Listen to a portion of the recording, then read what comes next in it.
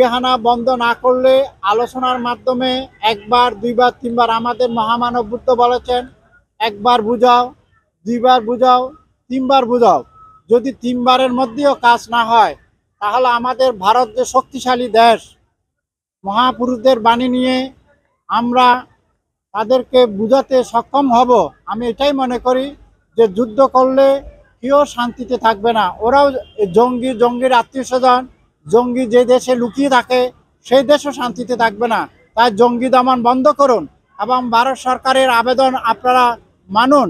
কারণ ভারত বারবার এভাবে বসে থাকবে না। আমাদের স্বামী বিবেকানন্দ, আমাদের মহামানব, অন্যান্য যারা সাধু সন্ত, রামকৃষ্ণদেব থেকে সকলেই বলেছেন, আমাদের যে মহাভারতে আছে, যদি এই পবিত্র মা মাটি মানুষকে রক্ষা করতে হয় তাহলে আমাদের ভারত সরকারকে দরকার হলে শান্তির মাধ্যমে, জ্ঞান এবং প্রজ্ঞার মাধ্যমে উইজডম অ্যাপ্লাই করে তাদেরকেও হুমকি দিতে হবে। এবং সেটা যুদ্ধের হুমকি নয়, শান্তির পক্ষে হুমকি। তাহলে হয়তো আমরা বিশ্বাস করি, ভারতীয়রা বিশ্বাস করেন, অহিংসার মধ্য দিয়ে, উইজডম অ্যাপ্লাইয়ের মধ্য দিয়ে এ শান্তি প্রতিস্থাপিত হবে।